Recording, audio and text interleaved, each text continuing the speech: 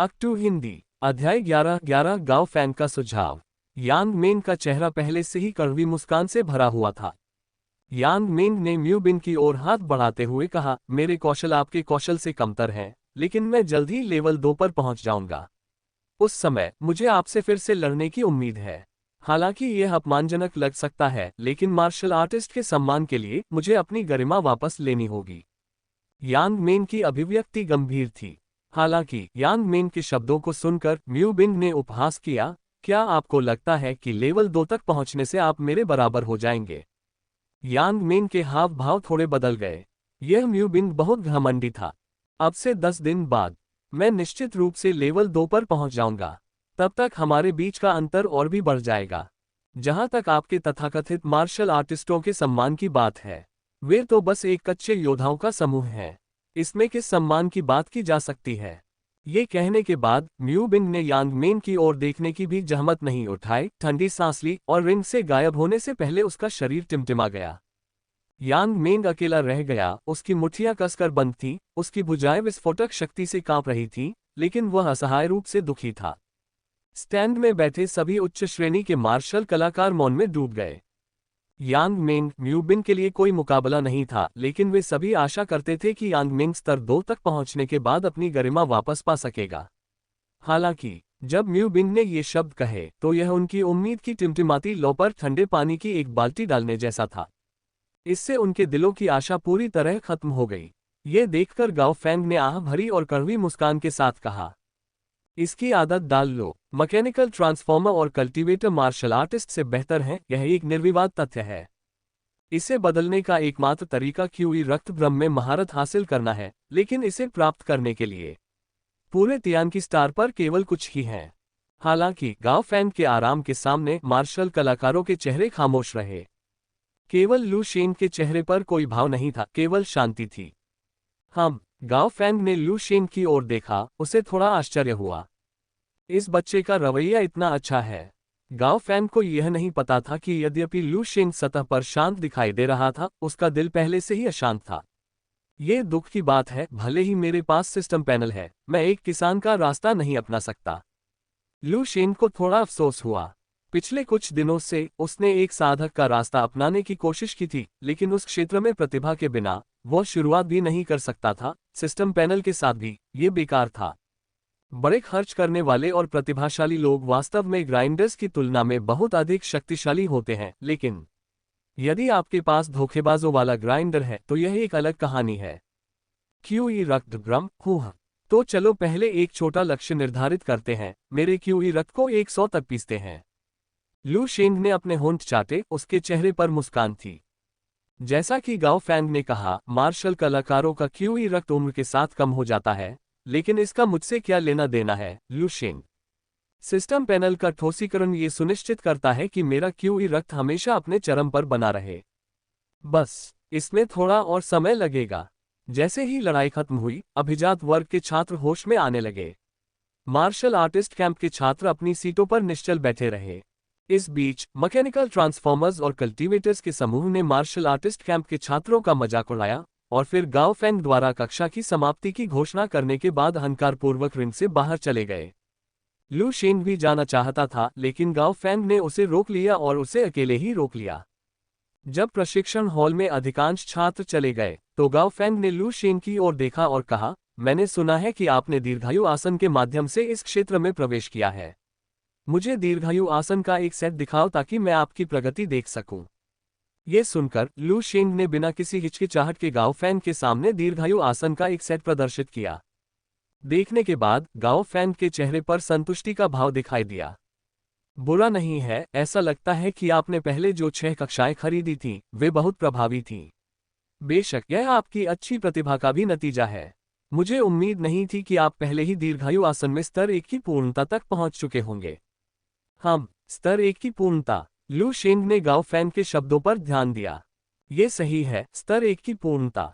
यद्यपि दीर्घायु आसन केवल एक स्वास्थ्य संवर्धन तकनीक है, यह मार्शल कलाकारों को स्तर 3 तक पहुंचने से पहले किसी भी तकनीक को बदलने की आवश्यकता नहीं होने देता है। और दीर्घायु आसन में संसाधनों की खपत सबसे कम होती है।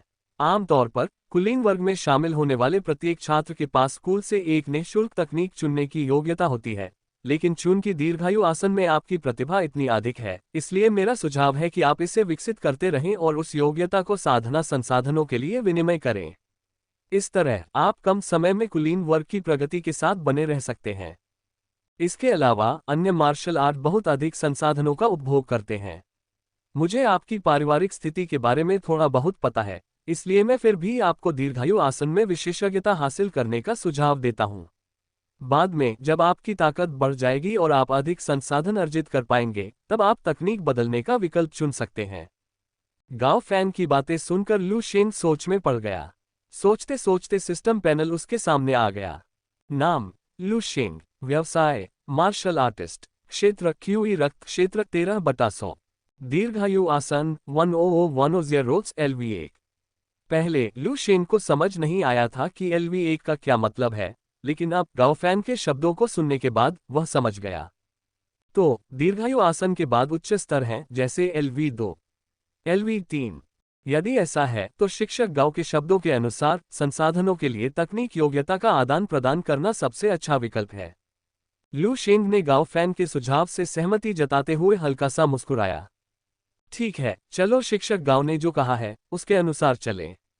गाओ फैन थोड़ा मुस्कुराए और बोले, ऐसी स्थिति में यदि आपको दीर्घायु आसन का अभ्यास करते समय कोई समस्या आती है तो बेझिझक मेरे पास आएं।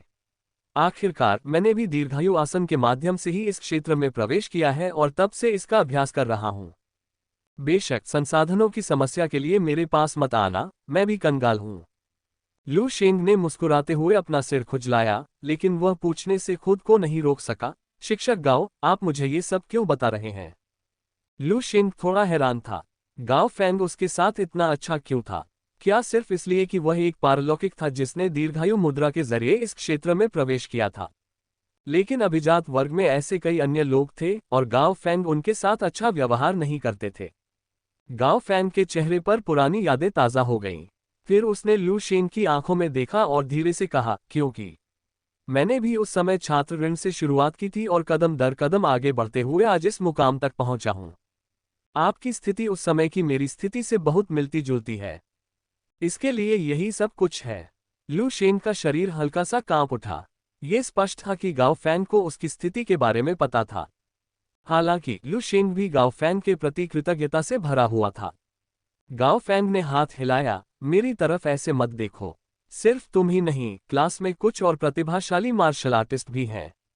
मैं उनकी यथासंभव मदद करने की कोशिश करता हूं।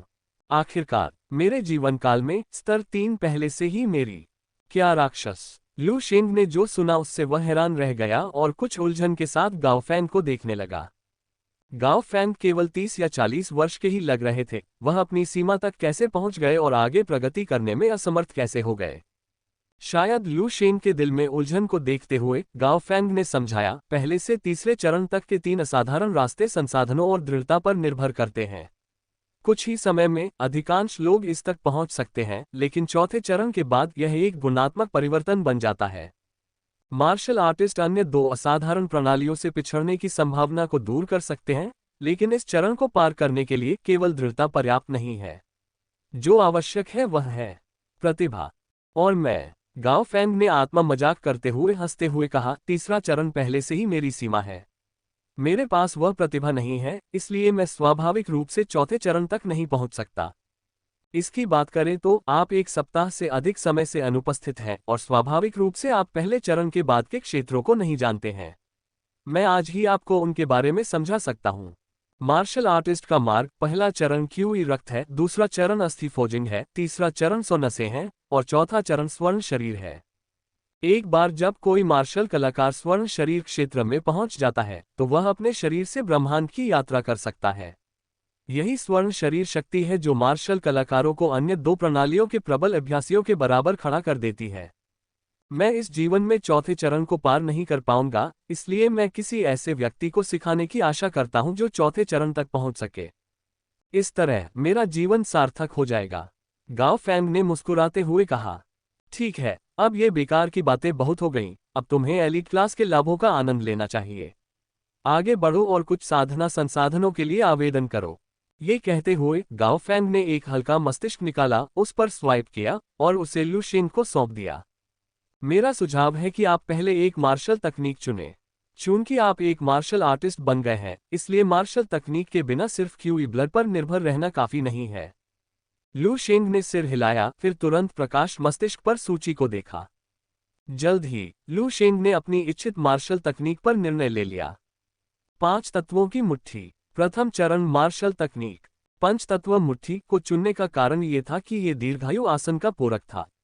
दीर्घायु आसन की साधना करते हुए पंचतत्व मुट्ठी का अभ्यास करने से आधे प्रयास में दोगुने परिणाम प्राप्त होंगे। हम पंचतत्व मुट्ठी, ये बुरी नहीं है। चूंकि आपने दीर्घायु आसन की साधना जारी रखने का निर्णय लिया है, तो आइए साधना तकनीक के मूल्य को प्रथम चरण की क्यूई रक्त गोली से बदल लें, कैसा रहेगा? लू शेन को अपना चुनाव करते देख गाओ फैंग ने उससे कहा। लू शेन की आंखें चमक उठीं। पहले चरण की क्यूई रक्त गोली की कीमत बाहर 20,000 फेडरेशन पॉइंट से कम नहीं होगी। बिना किसी हिचकिचाहट के वह सहमत हो गया। मैं पंचतत्व मुट्ठी जानता हूं। मैं तुम्हें सीधे सिखा दूंगा, इसके लिए स्कूल जाने की कोई जरूरत नहीं है। जहां तक पहले चरण की क्यूई रक्त गोली का सवाल है, कोई इसे शीघ्र ही वितरित कर देगा। गाओ फैंग ने अपना हाथ हिलाया और लू शेन से कहा। ये कहने के बाद गाओ फैंग खड़े हुए और लू शेन के सामने 5 तत्वों की मुट्ठी का पूरा सेट प्रदर्शित किया। 5 तत्वों की मुट्ठी 5 तत्वों पर आधारित है। क्यूई रक्त हृदय में प्रवाहित होता है, ये हृदय की अग्नि है। यकृत में ये यकृत की लकड़ी है। प्लीहा में ये प्लीहा पृथ्वी है। जैसे ही 5 तत्व प्रसारित होते हैं, क्यूई रक्त 5 अंगों में प्रवाहित होता है, जिससे विभिन्न शक्तियां मुक्त होती हैं। जैसे आग भड़क रही हो, जैसे पानी फैल रहा हो, जैसे धरती मोटी हो रही हो।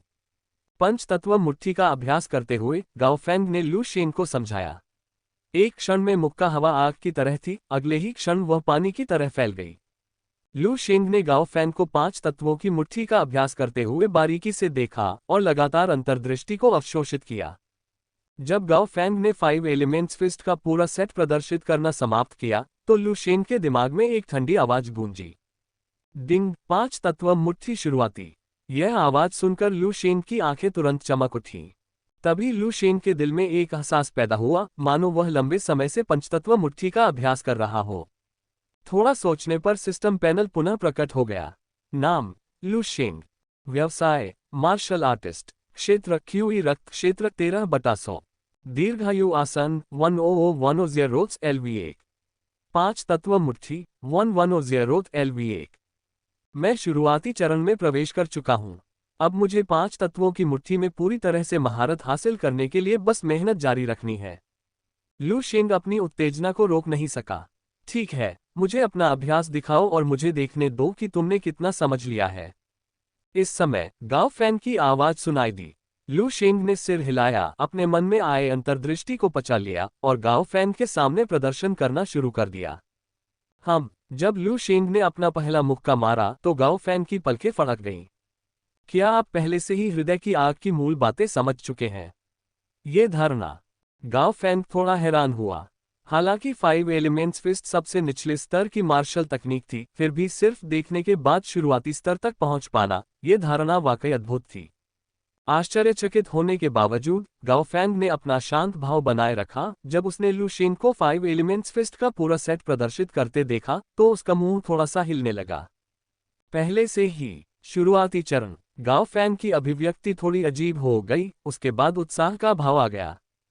शायद ये बच्चा सचमुच मुझे तीसरे चरण से आगे का दृश्य दिखा सकेगा। यह विचार गाओ फैंग के मन में आया। खैर, बुरा नहीं है। एक ही बार में शुरुआती स्तर हासिल कर लेना दिखाता है कि आप में कुछ प्रतिभा है, लेकिन मार्शल आर्टिस्ट बनने के लिए कड़ी मेहनत की जरूरत होती है। गाओ फैंग खड़े हुए और सख्ती से कहा, चूंकि आप शुरुआती चरण में पहुंच चुके हैं, तो चलिए थोड़ा समय लेते हैं और मैं आपको दीर्घायु आसन के बारे में मार्गदर्शन करूंगा। दीर्घायु आसन के बारे में आपकी समझ जितनी गहरी होगी, आपके भविष्य के मार्शल आर्टिस्ट के लिए उतने ही अधिक लाभ होंगे। गाओ फैंग की बातें सुनकर लू शेंग ने स्वाभाविक रूप से मना नहीं किया। वह तुरंत दीर्घायु मुद्रा में खड़ा हो गया, जबकि गाओ फैंग बीच बीच में संकेत भी देता रहा। लू शेंग चुपचाप उसकी समझ को आत्मसात करता रहा। दीर्घायु आसन के साथ तीसरे चरण 100 शिराओं तक साधना करने के बाद भले ही लू शेंग ने दीर्घायु आसन के पहले चरण में पूरी तरह से महारत हासिल कर ली थी, फिर भी गाओ फैंग ने कई कमियों की ओर इशारा किया। जल्दी ही 1 घंटा बीत गया। गाओ फैंग का गला कुछ भारी हो गया था, फिर भी वह लू शेंग को अजीब भाव से देख रहा था। ठीक है, आज के लिए बस इतना ही।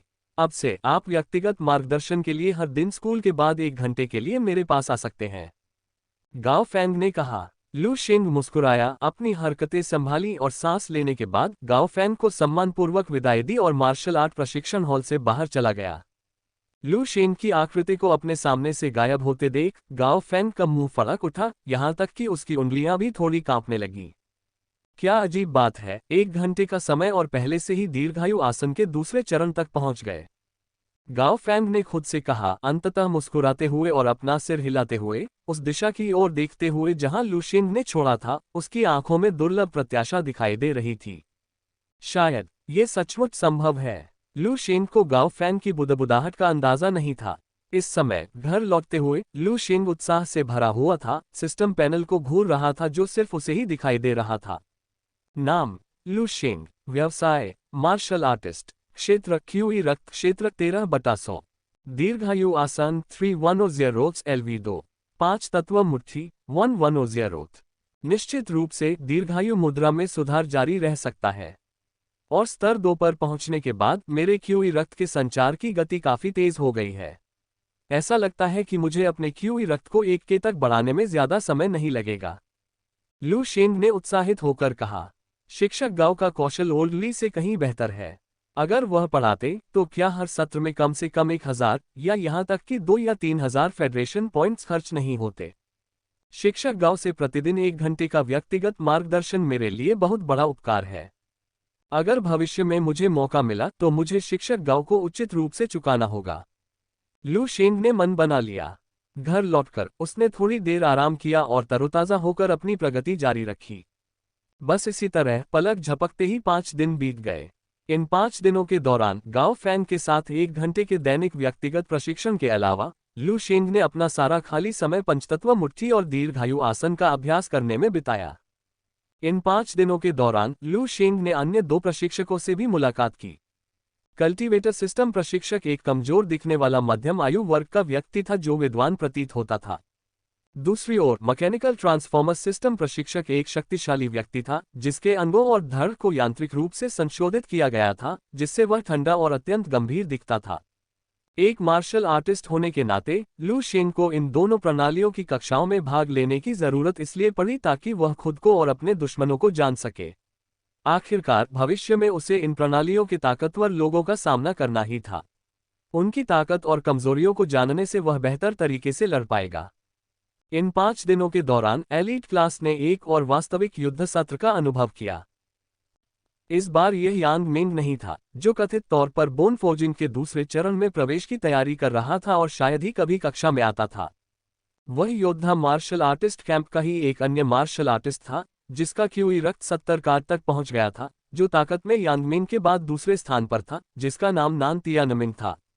उसका प्रतिद्वंद्वी मैकेनिकल ट्रांसफॉर्मर कैंप का एलीट क्लास का छात्र चेंग जू था।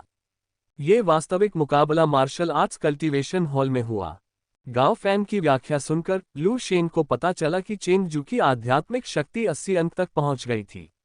अपने यांत्रिक संशोधनों से उत्पन्न जैव क्षेत्र पर भरोसा करते हुए नान तियानमिन चेंग जू की सुरक्षा को नहीं तोड़ सका। केवल 3 मिनट में नान तियानमिन को बायोफील्ड ने पराजित कर दिया। चेंग जू के हमले से नान तियानमिन की छाती फट गई, जिससे लगातार खून बह रहा था। ओह, माफ करना, मैंने कुछ नहीं छुपाया, लेकिन कोई बड़ी बात नहीं है। मैं तुम्हारा मेडिकल खर्च उठा लूंगा। अपनी दोनों बाहें क्रॉस करके रिंग पर खड़े होकर चेंग जू ने मुस्कुराते हुए कहा। विनम्र दिखने के बावजूद तेज नजर वाले लोगों को यह स्पष्ट था कि उनके मन में मार्शल आर्टिस्टों के प्रति गहरी घृणा थी। इससे वहां मौजूद मार्शल आर्टिस्ट क्रोधित हो गए, लेकिन वे कुछ नहीं कर सके। वे केवल अपना गुस्सा ही पी सकते थे। लू शेंग ने ये सब शांति से देखा, उसके दिल में कोई हलचल नहीं हुई। ये सर्वमान्य था कि चौथे चरण से नीचे के मार्शल आर्टिस्ट, जिन्होंने क्यूई रक्त भ्रम में महारत हासिल नहीं की है, बाकी 2 प्रणालियों का मुकाबला नहीं कर सकते। यहाँ नाराज होने से बेहतर है कि कड़ी मेहनत की जाए और जितनी जल्दी हो सके क्यूई रक्त भ्रम में महारत हासिल कर ली जाए। इन 5 दिनों के दौरान लू शेंग की दक्षता भी लगातार बढ़ती गई। गाओ फैन के मार्गदर्शन की बदौलत लू शेंग अपनी दीर्घायु मुद्रा दक्षता में प्रतिदिन 5 अंक की वृद्धि कर सकता था। प्रतिदिन स्तर 1 की क्यूई रक्त गोली खाने से उसका क्यूई रक्त भी 1 कार्ड बढ़ जाता था। जहां तक 5 तत्वों की मुट्ठी का सवाल है, उनकी दक्षता में प्रतिदिन केवल 3 अंक की वृद्धि हुई। 5 दिनों में लू शेंग ने लेवल 1 की सभी क्यूई रक्त गोलियां खत्म कर दी, जिनके बदले उसने पहले ही गोलियां ले ली थीं। कक्षा में बैठे हुए वह अपने सिस्टम पैनल को भूल रहा था। नाम लू शेंग। पेशा मार्शल आर्टिस्ट। क्षेत्र क्यूई रक्त क्षेत्र 18/100। दीर्घायु आसन 2610 स्तर 2। 5 तत्व मुट्ठी 1610 स्तर 1। क्यूई ब्लड के 18 कार्ड पहले ही, ये प्रगति काफी प्रभावशाली है। लेकिन क्यूई ब्लड पिल्स के सहयोग के बिना मेरी गति धीमी हो जाएगी। पैसे नहीं, कितना सिरदर्द। लू शेंग ने अपनी कनपटियां रगड़ी। एलीट क्लास के लिए संसाधन रोजाना उपलब्ध नहीं होते थे। मौजूदा मानव संघ में संसाधनों की कमी को देखते हुए एलीट क्लास के लिए स्कूल का मासिक आवंटन पहले से ही काफी उदार था। लेकिन लू शेंग के लिए यह अभी भी पर्याप्त नहीं था। मुझे कुछ अंशकालिक नौकरियां ढूंढनी होंगी। एक प्रथम श्रेणी के मार्शल आर्टिस्ट के रूप में मैं काफी अच्छी कमाई कर सकूंगा। लू शेंग अपने डेस्कमेट कियू सोन की ओर देखने से पहले हिचकिचाया, जिसने उसे तब परिचित कराया था जब वह पहली बार एलीट क्लास में शामिल हुआ था। अंशकालिक नौकरियां। हम मार्शल कलाकारों के लिए विकल्प हैं मैकेनिकल ट्रांसफॉर्मर्स और कल्टीवेटर्स के लिए स्पेरिंग पार्टनर बनना या ईंटें हिलाना। कियू सांग ने कंधे उचका दिए। तकनीकी विस्फोट के युग के बावजूद कुछ जटिल क्षेत्रों में भारी सामान ढोने के लिए अभी भी हम मार्शल आर्टिस्ट की जरूरत होती है। हालांकि उन्नत उपकरण परिष्कृत होते हैं, फिर भी उनकी लागत और रखरखाव हम मार्शल आर्टिस्ट को काम पर रखने से कहीं ज्यादा महंगा है। जब ईंटों को हिलाने की बात आती है तो हमारे मार्शल आर्टिस्टों का लागत प्रदर्शन अनुपात सबसे अधिक होता है। कियू सोन ने गर्व के साथ कहा, मानो यह कोई सम्माननीय बात हो। लू शेंग ने अपने होंठ हिलाए और सोचने से खुद को रोक नहीं पाया, साथी से झगड़ा। ईंटें हिलाना, ये करियर तो निराशाजनक लगता है। बेशक वह जानता था कि पैसा कमाने के अन्य तरीके भी हैं, लेकिन उसके जैसे नौसिखिए प्रथम स्तरीय मार्शल आर्टिस्ट के लिए वे तरीके संभवतः खतरनाक थे और उसकी पहुंच से बाहर थे। खैर, इसे भूल जाओ। मैं पहले अपनी ताकत बढ़ाने के लिए सप्ताहांत में ईमानदारी से ईंटें हिलाऊंगा। इस पर विचार करने के बाद लू शेंग ने इस तथ्य को स्वीकार कर लिया। जल्द ही कक्षा की घंटी बजी और लू शेंग आदतन गाओ फैन के कार्यालय की ओर चल पड़ा। पिछले 5 दिनों से लू शेंग हर दिन स्कूल के बाद अकेले मार्गदर्शन के लिए वहां जाता था। यह दिन भी कोई अपवाद नहीं था। 1 घंटे के मार्गदर्शन के बाद लू शेंग की दीर्घायु मुद्रा दक्षता में 5 अंक की वृद्धि हुई तथा उनकी पंचतत्व मुट्ठी दक्षता में 3 अंक की वृद्धि हुई। गाओ फैंग लू शेंग की निरंतर प्रगति देख रहा था। शांत दिखने के बावजूद वह हमेशा अंदर से उथल-पुथल महसूस करता था। मामूली बढ़त के बावजूद इस बच्चे को हर दिन लगातार बेहतर होते देखना प्रतिभा के अलावा ये दर्शाता है कि वह रोजाना बहुत मेहनत करता होगा, वरना उसे ये नतीजे नहीं मिलते। गाओ फैंग ने विचार किया। उस समय जब लू शेंग जाने के लिए तैयार हुआ, गाओ फैंग ने अंततः उसे पुकारने से पहले हिचकिचाहट दिखाए। अरे 1 मिनट रुको। गाओ फैंग ने लू शेंग को रोका, जिसने गाओ फैंग की असहज अभिव्यक्ति को देखकर हैरान होकर पीछे मुड़कर देखा। अंत में गाओ फैंग ने अपने दांत पीसते हुए अपनी जेब से लेवल 1 क्यूई ब्लड पिल्स की एक बोतल निकाली और लू शेंग को सौंप दी। फिर से पैसे खत्म, चाचा का फोन। ये है। लू शेंग ने गाओ फैंग द्वारा सौंपी गई प्रथम श्रेणी की क्यूई रक्त गोलियों की बोतल को देखा, वह कुछ उलझन में था। गाओ फैंग ने निश्चिंत होने का नाटक करते हुए क्यूई ब्लड पिल्स लू शेंग को सौंप दी और फिर अपना हाथ हिलाते हुए कहा, एलीट क्लास के छात्रों को हर महीने 10,000 संघीय अंकों की सब्सिडी मिलती है। इस महीने की आपकी सब्सिडी आ गई है और प्रथम श्रेणी की क्यूई ब्लड पिल्स की यह बोतल आपकी सब्सिडी है। लू शेंग ने क्यूई रक्त गोलियां ली और क्षण भर के लिए स्तब्ध रह गया। लू शेंग अच्छी तरह जानता था कि प्रथम श्रेणी की क्यूई रक्त गोलियों की एक बोतल, जिसमें 10 गोलियां होती हैं, की कीमत बाजार मूल्य में बदलने पर कम से कम 20,000 संघीय अंक होगी और ये तियांकी तारे पर शांति की शर्त पर था। अन्यथा कीमत बहुत ज्यादा होती।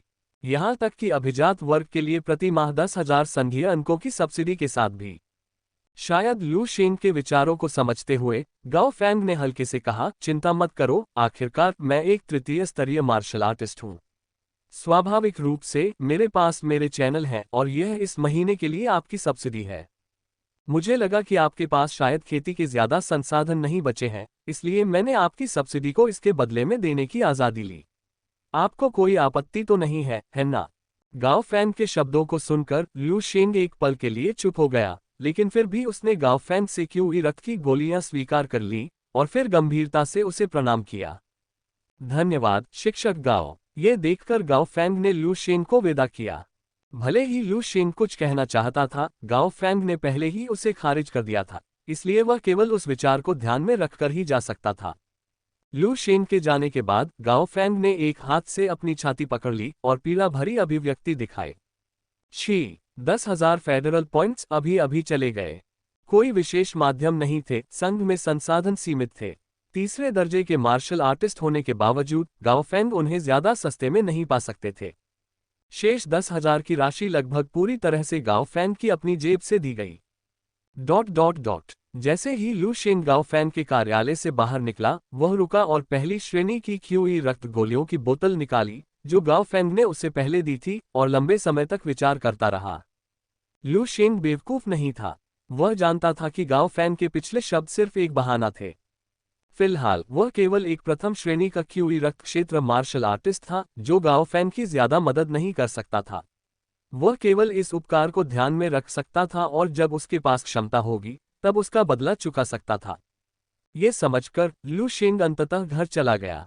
आज शुक्रवार था। अगले 2 दिन सप्ताहांत थे, इसलिए उसे स्कूल नहीं जाना था और वह समय का अपनी इच्छानुसार उपयोग कर सकता था। लू शेंग घर गया, बोतल खोली, प्रथम श्रेणी की क्यूई रक्त गोली ली और साधना शुरू कर दी। शायद पिछले अनुभव की वजह से लू शेंग की प्रथम श्रेणी की क्यूई रक्त गोली को परिष्कृत करने की दक्षता में सुधार हुआ। दीर्घायु आसन में उनकी दक्षता के साथ, जो पहले से ही 30 से ज्यादा अंकों के साथ दूसरे स्तर पर था, शोधन प्रक्रिया असाधारण रूप से तेज थी।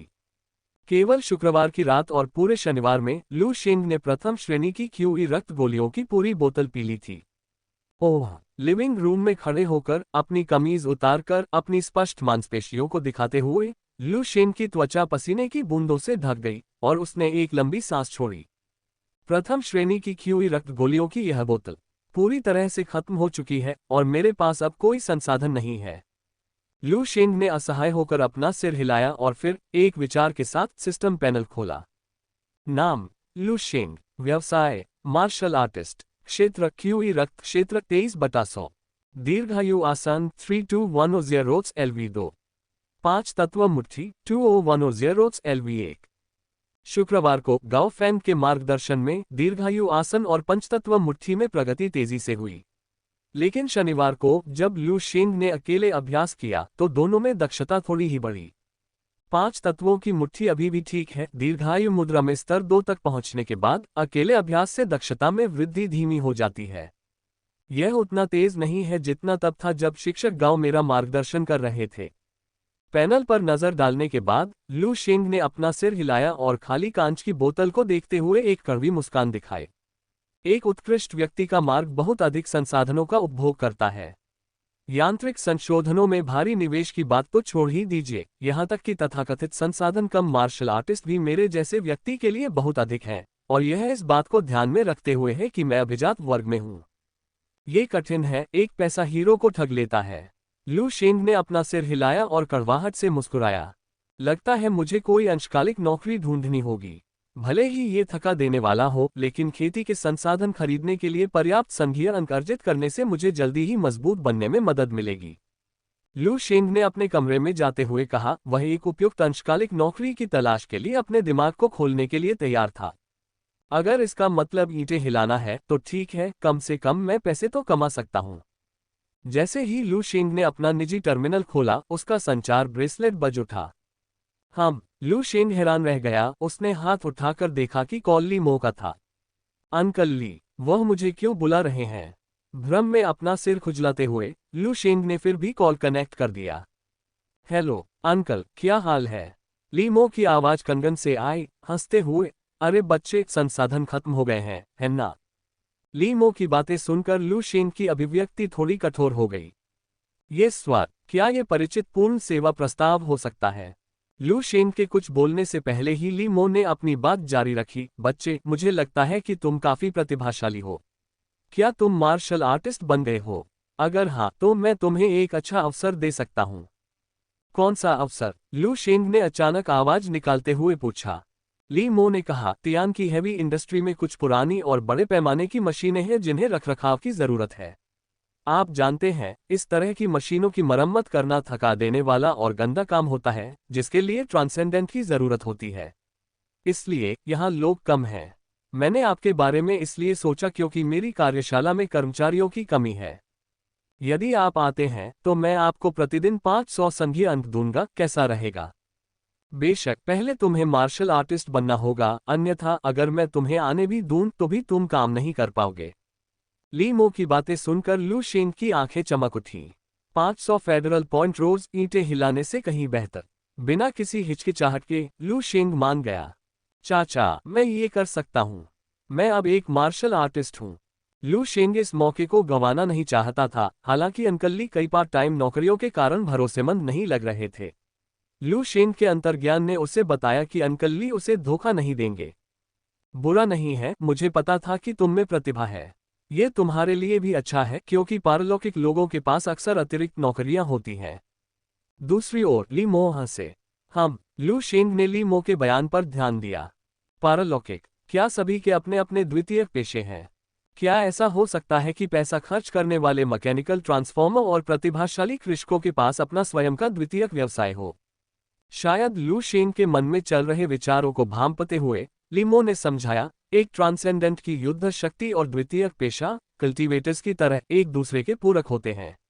वे ट्रांसेंडेंट के भीतर प्रतिभाशाली लोगों में से हैं और उनकी प्रणालियां विशेष रूप से कीमिया या कलाकृतियों के शोधन के लिए उपयुक्त हैं। एक शक्तिशाली साधक अक्सर एक शक्तिशाली कीमियागर या कलाकृति परिशोधक होता है, ठीक वैसे ही जैसे वे क्यूई रक्त गोलियां जो आपने पहले खरीदी थीं। वे सभी एक साधक द्वारा परिष्कृत की गई थीं। जहां तक मैकेनिकल ट्रांसफॉर्मर्स का सवाल है, हालांकि इसका कुछ संबंध उनकी पारिवारिक पृष्ठभूमि से है, लेकिन एक बार जब वे इस प्रणाली के पारंगत हो जाते हैं तो उनके पास मैकेनिकल प्रोस्थेटिक्स को संशोधित करने की महान प्रतिभा होती है। इसीलिए मैं, ये बूढ़ा आदमी, कहता हूं कि गौण व्यवसाय स्वयं पारलौकिक के पूरक है। ये सुनकर लू शेंग समझ गया, लेकिन जिज्ञासा से पूछने से खुद को रोक नहीं सका, तो फिर मार्शल आर्टिस्ट के बारे में क्या? मार्शल आर्टिस्ट किन दूसरे व्यवसायों में अच्छे होते हैं? चूंकि सभी ट्रांसेंडेंट के अपने अपने द्वितीयक पेशे होते हैं, तो क्या मैं भी सीखने और उपयोग करने के लिए कोई एक चुन सकता हूं? अगर हाँ, तो क्या मुझे अब संसाधनों की चिंता नहीं रहेगी? ओह, ली मो की आवाज थोड़ी अजीब हो गई। मार्शल आर्टिस्ट, वैसे तो वे इसमें अच्छे नहीं हैं, लेकिन हम मार्शल आर्टिस्ट तो सीख सकते हैं, है ना? कड़ी मेहनत से प्रतिभा की कमी पूरी हो सकती है, क्या यही सिद्धांत नहीं है? लू शेंग, कड़ी मेहनत प्रतिभा की कमी को पूरा कर सकती है, ये कहने का क्या ही तरीका है? हम मार्शल आर्टिस्ट इतने बुरे नहीं हैं। हालांकि हम मुख्य रूप से भौतिक शरीर और क्यूई रक्त पर ध्यान केंद्रित करते हैं। एक बार जब दोनों में सुधार हो जाता है तो ये हमारी आध्यात्मिक शक्ति को भी बढ़ाता है। और पर्याप्त क्यूई रक्त के साथ मार्शल आर्टिस्ट दोनों प्रणालियों के अन्य पारलौकिक लोगों की तुलना में खुद पर बेहतर नियंत्रण रखते हैं। हालांकि अन्य दो प्रणालियों के पारलौकिक लोगों की तरह अच्छे नहीं हैं, फिर भी हम मार्शल आर्टिस्टों की संख्या बहुत अधिक है और कुछ असाधारण प्रतिभाशाली मार्शल आर्टिस्ट हैं जिन्होंने क्यूई रक्त अग्नि का उपयोग करके गोलियों और कलाकृतियों को परिष्कृत करने के तरीकों का आविष्कार किया है। ये सुनकर लू शेंग ने आखिरकार राहत की सांस ली। मार्शल आर्टिस्ट इतने बुरे भी नहीं होते। बेशक, मैं जो कह रहा हूं वह लेवल एक मार्शल आर्टिस्ट द्वारा हासिल नहीं किया जा सकता है। ली मो ने सूखी हंसी हंसी। लू शेंग, आप? लू शेंग की मुठ्ठियां पहले से ही बंद थीं। बिल्कुल, ली मो ने अपनी आवाज थोड़ी ऊंची की। हालांकि आप वर्तमान में गोलियों और कलाकृतियों को परिष्कृत नहीं कर सकते, मार्शल आर्टिस्ट अभी भी मैकेनिकल प्रोस्थेटिक्स और बुनियादी उपकरणों को संशोधित और बनाए रखना सीख सकते हैं। लू शेंग थोड़ा असहाय महसूस कर रहा था। ली मो के सूक्ष्म शब्दों के बावजूद लू शेंग अच्छी तरह जानता था कि तथाकथित क्यूई रक्त अग्नि गोली शोधन विधियों का आविष्कार मार्शल आर्टिस्टों की गरीबी के कारण हुआ था। कुछ सृजन किए बिना मार्शल आर्टिस्ट भूखे मर जाएंगे। जहां तक ली मो द्वारा उल्लिखित भारी उपकरणों के संशोधन और रखरखाव की बात है, लीमो के अनुसार आप इसे करने के लिए पूरी तरह से एक मैकेनिकल ट्रांसफॉर्मर को किराए पर ले सकते हैं और उनकी दक्षता एक मार्शल आर्टिस्ट की तुलना में अधिक तेज होगी। लेकिन मुख्य कारण शायद यह है कि मैकेनिकल ट्रांसफॉर्मर ऐसे काम से घृणा करते हैं और भारी उपकरणों का रखरखाव भी बहुत गंदा और थका देने वाला होता है। ये ऊंचे ऊंचे मैकेनिकल ट्रांसफॉर्मर ऐसा काम कैसे कर सकते हैं, इसलिए उन्हें मार्शल आर्टिस्टों से यह काम करवाने के लिए कहना पड़ा। लू शेंग ने ली मो के साथ संचार बंद कर दिया और अपना सिर हिलाया। एक मार्शल आर्टिस्ट का रास्ता वास्तव में कठिन है, लेकिन ये केवल निचले स्तर के मार्शल कलाकारों के लिए है। एक बार जब कोई मार्शल कलाकार स्तर 4 तक पहुंच जाता है तो स्थिति बदल जाएगी। अगर कोई सम्राट बाई की तरह गैलेक्टिक जीवन रूप बन जाए तो यह और भी अलग होगा। थोड़ी देर विचार करने के बाद लू शेंग ने अपने कपड़े बदले और ली मो की कार्यशाला की ओर चल पड़ा। फिलहाल लू शेंग के पास ज्यादा नखरेबाजी करने की कोई गुंजाइश नहीं थी। भले ही ये थकाऊ और गंदा हो, लेकिन पैसे और संसाधनों की खातिर लू शेंग के पास ऐसा करने के अलावा कोई चारा नहीं था। बहुत जल्द लू शेंग ली मो की कार्यशाला में पहुंचे और उन्होंने ली मो को प्रशिक्षुओं को निर्देश देते हुए देखा। तुम यहाँ हो, ली मो ने लू शेंग को देखा। हालांकि ली मो की मार्शल आर्ट्स प्रतिभा गाओ फैंग जितनी अच्छी नहीं थी, फिर भी वह एक अनुभवी लेवल 1 मार्शल आर्टिस्ट था। स्वाभाविक रूप से उसने लू शेंग के आभामंडल में पहले की तुलना में भारी बदलाव देखा, जिससे उसकी आंखें चमक उठीं। अच्छा बेटा, तुम सचमुच एक मार्शल आर्टिस्ट बन गए हो। लगता है बुरे आदमी का फैसला सही था। ली मो हंसे और लू शेंग के कंधे थपथपाए। दूसरे प्रशिक्षुओं को कुछ काम सौंपने के बाद वे लू शेंग को कार्यशाला के एक कोने में ले गए। लू शेंग को काम के कपड़े और सुरक्षा जूते पहनने का इशारा किया और लू शेंग को मशीनरी के रखरखाव और मरम्मत की बुनियादी बातें समझानी शुरू कर दी। चूंकि आप नए हैं, इसलिए मैं पहले आपको हमारे काम के लिए जरूरी बुनियादी ज्ञान समझा दूंगा। जल्द ही मैं अभ्यास के दौरान आपकी देखरेख करूंगा। आपको मरम्मत और रखरखाव का काम स्वतंत्र रूप से संभालने में ज्यादा समय नहीं लगेगा। ली मो ने लू शेंग से कहा। लू शेंग ने सिर हिलाया और ध्यान से सुना। भारी उपकरणों का रखरखाव और मरम्मत, पहले दिखावट देखें फिर बारीकियां देखें। दिखावट बिल्कुल सही होनी जरूरी नहीं है, लेकिन जरूरत के अनुसार अच्छी और चमकदार होनी चाहिए। मैं आपको बाद में उपकरणों से परिचित कराऊंगा और जहां तक बारीकियां हैं, भारी मशीनरी के लिए विवरण महत्वपूर्ण है। ली मो ने समझाना जारी रखा और लू शेंग ने ध्यानपूर्वक सुना। जल्द ही ली मो ने लू शेंग को भारी मशीनरी के रखरखाव और मरम्मत की बुनियादी बातें समझा दी। थोड़ी प्यास लगने पर उन्होंने खूब पानी पिया। बस इतना ही। अगर आपके कोई प्रश्न हो तो बेझिझक पूछें। काम शुरू करने से पहले इन बुनियादी बातों को अच्छी तरह याद रखना जरूरी है। लू शेंग ने सिर हिलाया। जैसे ही वह बोलने वाला था, उसके कान के पास एक ठंडी आवाज सुनाई दी। डिंग, बुनियादी भारी मशीनरी रखरखाव प्रवेश स्तर। ये सुनकर लू शेंग दंग रह गया। उसने जल्दी से सिस्टम पैनल खोला। नाम लू शेंग, पेशा मार्शल आर्टिस्ट, क्षेत्र क्यूई रक्त क्षेत्र 23/100, दीर्घायु आसन 3210 रोट्स LV2, 5 एलिमेंट्स फिस्ट 2010 रोट्स LV1, बेसिक भारी मशीनरी रखरखाव 1110 LV1। तुरंत ही लू शेंग के दिमाग में सूचनाओं की एक धारा उमड़ पड़ी, जिसमें लीमो द्वारा समझाया गया मूल ज्ञान शामिल था, जो अब लू शेंग के मस्तिष्क में दृढ़ता से याद हो गया था। सिस्टम पैनल क्या इस तरह काम कर सकता है? सिर्फ साधना, तकनीक और मार्शल आर्ट ही नहीं, क्या सिस्टम पैनल से कोई भी कौशल मजबूत किया जा सकता है? अगर ऐसा है तो क्या इसका मतलब यह नहीं है कि मैं भी कृषक जैसा अपना दूसरा पेशा अपना सकता हूं? लू शेंग शुरू में तो स्तब्ध रह गया, लेकिन जल्द ही उसका दिल उत्साह से भर गया। तुम क्या कर रहे हो? अगर तुम्हें कुछ समझ नहीं आ रहा हो तो जल्दी से पूछो। बुनियादी जानकारी जल्दी हासिल करो ताकि तुम काम शुरू कर सको। अगर तुम 2 दिन में काम शुरू नहीं कर पाए तो मुझे इस काम के लिए किसी और को ढूंढना पड़ेगा। ली मो ने लू शेंग की ओर देखा, जो थोड़ा चकित लग रहा था, और उसने थोड़ा भौहें चढ़ाई और अपनी आवाज थोड़ी ऊंची कर ली। लू शेंग को तुरंत होश आ गया।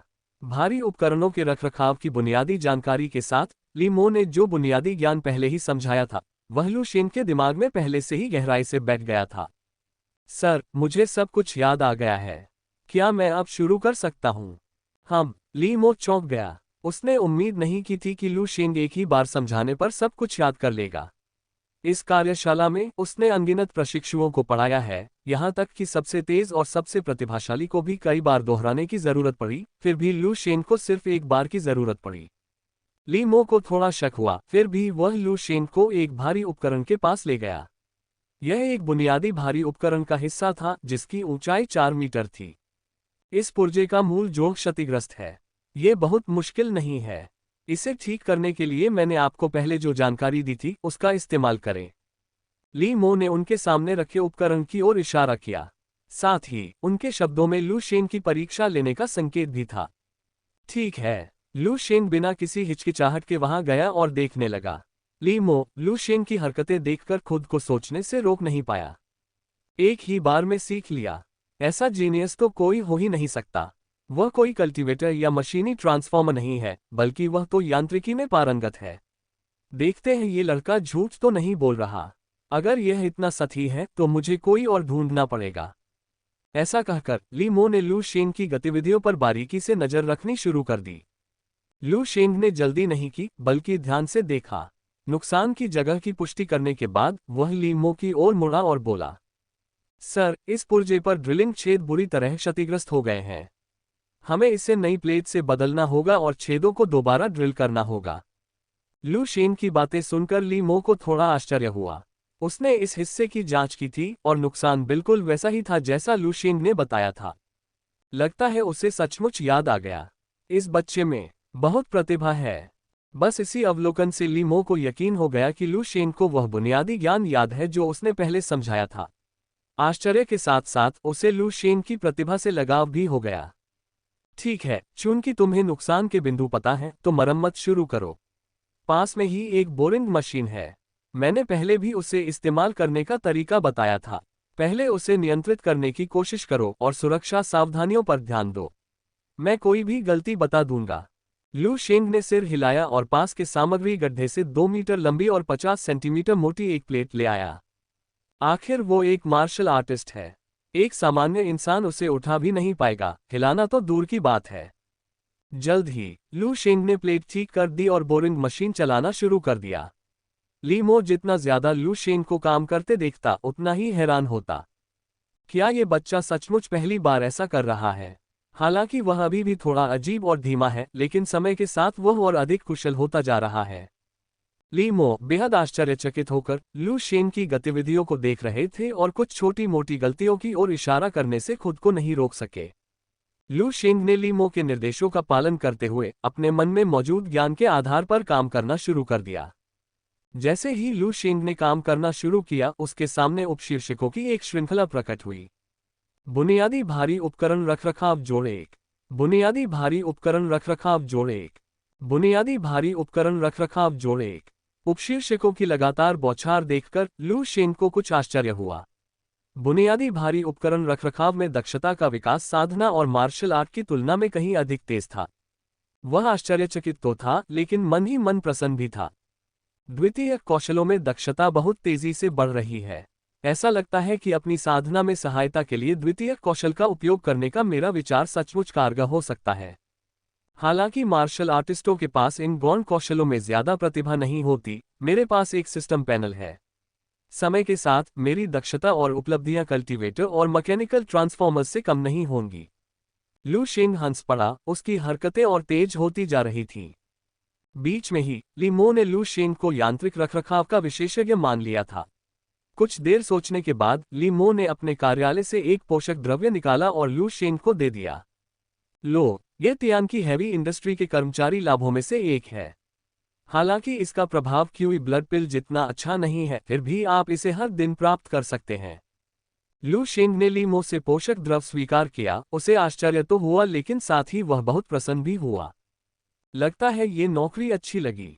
इससे मुझे न सिर्फ फेडरल पॉइंट मिलेंगे, बल्कि मुझे पोषक तत्व भी मिलेंगे। हे। लू शेंग हंसा और काम करते हुए वह और भी अधिक उत्साही हो गया। जल्द ही एक दिन बीत गया। जब समय समाप्त होने का समय आया तो लू शेंग ने आखिरकार अपनी हरकतें रोक दी, क्योंकि वह थोड़ा थका हुआ महसूस कर रहा था। उसने अपने माथे से पसीना पोंछा और उस पर इंजन ऑयल लगा लिया। वह काफी अस्त व्यस्त दिख रहा था। यही कारण है कि यांत्रिक ट्रांसफॉर्मर ऐसे काम से बचते हैं। ये बहुत थका देने वाला है। ये गंदा है। ओह। लू शेंग ने गहरी सांस ली और सिस्टम पैनल खोला। नाम लू शेंग। पेशा मार्शल आर्टिस्ट। क्षेत्र क्यूई रक्त क्षेत्र 24/100। दीर्घायु आसन 32100 रोट्स LV2। 5 तत्व मुट्ठी 20100 रोट्स LV1। बुनियादी भारी मशीनरी रखरखाव 1100 रोट्स LV3। Basic heavy machinery maintenance वास्तव में सीधे स्तर 3 तक बढ़ गया। और मेरा क्यूई ब्लड भी एक बिंदु से बढ़ गया। काम करने से वास्तव में क्यूई ब्लड में सुधार हो सकता है। लू शेंग की आंखें तुरंत चमक उठीं। उसने सोचा भी नहीं था कि सिर्फ एक छोटी सी नौकरी करने से इतना असर होगा। यही कारण है कि लीमो ने बताया कि गौण कौशल और असाधारण कौशल एक दूसरे के पूरक हैं। जिस प्रकार साधक रसायन विद्या और कलाकृतियों के शोधन का अभ्यास करते हैं, उसी प्रकार यह प्रक्रिया उनकी आध्यात्मिक शक्ति का भी प्रशिक्षण करती है, जो अनिवार्य रूप से साधना का भी काम करती है। लू शेंग का भारी मशीनरी रखरखाव भी इसी प्रकार का है। हालांकि यह उन्हें सीधे तौर पर प्रशिक्षित नहीं करता, भारी उपकरणों को संभालने का कार्य वास्तव में शारीरिक प्रशिक्षण के रूप में कार्य करता है। लेकिन इस समय लू शेंग के लिए यह अच्छी खबर है। सब हो गया। ये है आज का वेतन। लू शेंग को देखते हुए लीमो को अधिक संतुष्टि महसूस हुई और उन्होंने अपनी कलाई के उपकरण का उपयोग करके लू शेंग को 1000 संघीय अंक हस्तांतरित कर दिए। यह 1000 संघीय अंकों को देखकर लू शेंग हैरान हो गया और लीमो की ओर देखने लगा। लीमो मुस्कुराए और बोले, इस क्षेत्र में आपकी प्रतिभा है और आपको इसका एहसास नहीं हो सकता। आपकी दक्षता मरम्मत प्रशिक्षुओं की तुलना में आसानी से दोगुनी है, इसलिए 1000 संघीय अंक अच्छी तरह से योग्य हैं। कल के बाद जब भी समय मिले आते रहना। हम इसे प्रतिदिन 1000 फेडरल पॉइंट्स पर ही रखेंगे। अगर आपकी कार्यक्षमता में सुधार होगा तो दर भी बढ़ जाएगी। व्यवहारिक परीक्षा लू शेंग बनाम लियू हुआन। लीमो की बातें सुनकर लू शेंग ने तेज सांस ली। प्रतिदिन 1000 फेडरेशन पॉइंट्स, जो कि प्रति माह 30,000 पॉइंट्स के बराबर है, जो कि अभिजात वर्ग के वजीफे से भी अधिक है। और अगर मैं अपनी कार्यकुशलता में सुधार करूंगा तो कीमत बढ़ जाएगी। लू शेंग को अब समझ में आ गया कि क्यों उन मैकेनिकल ट्रांसफॉर्मर्स और कल्टीवेटर्स के पास संसाधनों की कभी कमी नहीं होती थी। यहां तक कि सिस्टम पैनल के साथ भी उनकी वर्तमान दक्षता केवल 2 प्रशिक्षुओं के बराबर थी। और वे स्वाभाविक रूप से प्रतिभाशाली ट्रांसेंडेंट स्वाभाविक रूप से अधिक कुशल थे और अधिक फेडरेशन अंक अर्जित करते थे। लेकिन फिर भी मेरे पास एक हैक है। सिर्फ लेवल 3 का कौशल ही इस तरह की दक्षता प्रदान करता है। अगर मैं इस कौशल को अधिकतम कर लूं तो मैं निश्चित रूप से उन मैकेनिकल ट्रांसफॉर्मर्स जितना ही कुशल हो जाऊंगा। ये सोचकर लू शेंग उत्साहित हो गया और उत्साह के साथ रखरखाव कार्यशाला छोड़ने से पहले तुरंत लीमो को धन्यवाद दिया। अगले दिनों में एलीट क्लास की कक्षाओं में भाग लेने के अलावा लू शेंग ने अपना सारा समय लीमो के रखरखाव कार्यशाला में अंशकालिक रूप से काम करते हुए बिताया, साथ ही अपने बुनियादी भारी उपकरण रखरखाव में सुधार करने के लिए भी काम किया। बहुत जल्दी ही 1 सप्ताह बीत गया। लू शेंग ने स्तर 5 पर अपने बुनियादी भारी उपकरण रखरखाव को सफलतापूर्वक अधिकतम कर लिया तथा स्तर 1 मैकेनिकल ट्रांसफॉर्मर के बराबर दक्षता हासिल कर ली। लीमो ने लू शेंग का वेतन भी बढ़ाकर प्रतिदिन 2000 फेडरेशन पॉइंट कर दिया। अकेले इस सप्ताह में लू शेंग ने लेवल 1 क्यूई ब्लड पिल की एक बोतल के लिए पर्याप्त फेडरेशन अंक अर्जित किए। रात में लू शेंग अपने बिस्तर पर पालथी मारकर बैठा था। उसकी भौहों के बीच थकान के भाव के बावजूद उसकी आंखें उत्साह से चमक रही थीं। सिस्टम पैनल धीरे धीरे लू शेंग के सामने प्रकट हुआ। नाम लू शेंग। पेशा मार्शल आर्टिस्ट। क्षेत्र क्यूई रक्त क्षेत्र 38/100। दीर्घायु आसान 5710 रोस्ट स्तर 2। 5 तत्व मुट्ठी 3510 रोस्ट स्तर 1। बेसिक भारी मशीनरी रखरखाव 100/100 स्तर 5। हालांकि मैं इस सप्ताह बहुत थका हुआ हूं, फिर भी लाभ बहुत अच्छा रहा है। मैंने बेसिक हैवी मशीनरी मेंटेनेंस में अधिकतम क्षमता हासिल कर ली है और दीर्घायु मुद्रा और पंचम तत्व मुट्ठी दोनों में सुधार हुआ है, यहां तक कि मेरा क्यूई रक्त 38 कार्ड तक पहुंच गया है। 40-60 कार्ड चरण तक पहुंचने से केवल 2 कार्ड कम है। मैं जल्द ही इस चरण में प्रवेश करूंगा। इसके अलावा अपने अंशकालिक काम से मैंने काफी फेडरेशन पॉइंट जमा कर लिए हैं। 1 या 2 दिन में मैं क्यूई ब्लड दायरे के अगले चरण तक पहुंच जाऊंगा। लू शेंग के होठों पर मुस्कान आ गई। फिर उसने सिस्टम पैनल बंद किया, बिस्तर पर लेट गया और जल्द ही गहरी नींद में सो गया। इस सप्ताह लू शेंग ने सोने के अलावा हर पल का भरपूर उपयोग किया। अगले दिन रात को अच्छी नींद लेने के बाद लू शेंग तरोताजा महसूस करते हुए एलीट क्लास में पहुंचे। एलीट क्लास में पहुंचने पर लू शेंग गाओ फेंग और अन्य 2 सिस्टम प्रशिक्षकों को पोडियम पर खड़े देखकर आश्चर्यचकित हो गया। क्या हो रहा है? अन्य 2 प्रणालियों के प्रशिक्षक यहाँ क्यों हैं? लू शेंग ने अपने डेस्कमेट कियू सोंग की ओर देखा। कियू सोंग ने आलस से जिम्हाई ली और कहा, यह मासिक युद्ध परीक्षण का समय है ना? युद्ध परीक्षण। लू शेंग का दिल धड़क उठा। ट्रांसेंडेंट बनने के बाद से उसने औपचारिक युद्ध का अनुभव नहीं किया था और वह इसके लिए काफी उत्सुक था। जैसे ही कक्षा की घंटी बजी, एलीट क्लास के सभी छात्र अपनी सीटों पर बैठ गए, यहां तक कि म्यू बिन, जो हमेशा अनुपस्थित रहता था, भी कक्षा में आ गया। आज युद्ध परीक्षण के लिए सभी कक्षाएं रद्द कर दी गई हैं। लू शेंग। मंच पर गाओ फेंग अपने हाथ पीछे करके खड़े होकर गंभीरता से बोल रहे थे। उपस्थित। लू शेंग सीधा बैठ गया। एलीट क्लास में शामिल होने के बाद यह आपका पहला युद्ध परीक्षण है। अच्छी तरह तैयार रहें। हाँ, गाओ फेंग ने संतुष्टि में सिर हिलाया और फिर अन्य एलीट क्लास के छात्रों की ओर देखा। क्या किसी के पास कोई ऐसा लक्ष्य है जिसे वह चुनौती देना चाहता है? यदि नहीं, तो हम यादृच्छिक रूप से ऐसे प्रतिद्वंद्वी नियुक्त करेंगे जो तुलनीय शक्ति के हों। कक्षा में चारों ओर देखते हुए गाओ फेंग बोला। अध्यापक। तभी लू शेंग ने यांग मेन को अपना हाथ उठाते देखा। उस हटे कट्टे आदमी के चेहरे पर युद्ध की तीव्र भावना थी। यांग मेन की आभा पहले से अलग लग रही है। क्या वह दूसरे स्तर तक पहुंच गया है? लू शेंग ने उत्सुकता से यांग मेन की ओर देखा। यांग मेन ने फिर धीरे से कहा, शिक्षक गाओ, मैं दूसरे स्तर पर पहुंच गया हूं और मैं म्यू बिन को चुनौती देना चाहता हूं। गाओ फेंग ने थोड़ा भौहें चढ़ाई, कुछ बोले नहीं, बल्कि म्यू बिन की ओर देखते रहे। म्यू बिन अपनी सीट पर बर्फ के कमल की तरह बैठी थी, दोनों हाथों को एक दूसरे पर रखे हुए। उसके चेहरे पर कोई भावना नहीं दिख रही थी। 3 प्रशिक्षकों की निगाहों के सामने म्यू बिन ने अपना शरीर तानकर अपना आदर्श फिगर प्रदर्शित किया और आलस से कहा, बेकार की लड़ाई। अगर वह खुद को अपमानित करना चाहता है तो मुझे कोई आपत्ति नहीं है। म्यू बिन के शब्दों ने एलीट क्लास के अन्य 2 कल्टीवेटर सिस्टम छात्रों को बेकाबू होकर हंसने पर मजबूर कर दिया। यांग मेन का चेहरा लाल हो गया और उसने म्यू बिन को घूर कर देखा। इस बार मैं तुमसे फिर नहीं हारूंगा। हालांकि यांग मेन के शब्दों के जवाब में म्यू बिन के लाल होंठ थोड़े मुड़ गए और उसने 4 शब्द बोले। बहुत मूर्खतापूर्ण। ये दृश्य देखकर लू शेंग ने असहाय होकर अपना सिर हिलाया। चौथी श्रेणी से नीचे के मार्शल आर्टिस्टों में सचमुच कोई गरिमा नहीं होती। गाओ फेंग और अन्य 2 प्रशिक्षकों के नेतृत्व में सभी छात्र यूकाई हाई स्कूल के मार्शल आर्ट्स प्रशिक्षण हॉल में पहुंचे। यांग मेंग, जो म्यू बिन को चुनौती देना चाहता था, के अलावा बाकी छात्रों को अलग अलग प्रतिद्वंद्वी दिए गए थे। यद्यपि विरोधियों को यादृच्छिक रूप से नियुक्त किया गया था, तथापि उनका चयन तुलनात्मक शक्ति के आधार पर किया गया था।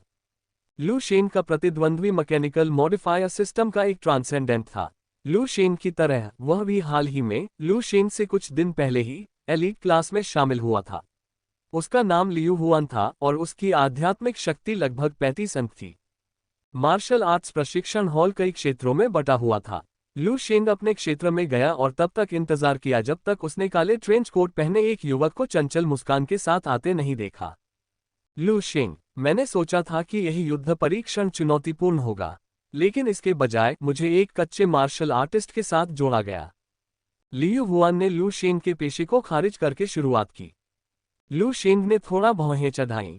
हालांकि उसे मैकेनिकल ट्रांसफॉर्मर्स और कल्टीवेटर्स द्वारा मार्शल आर्टिस्ट्स के प्रति बरती जाने वाली घृणा की आदत थी, फिर भी लियू हुआन का तिरस्कारपूर्ण रवैया उसे परेशान कर रहा था।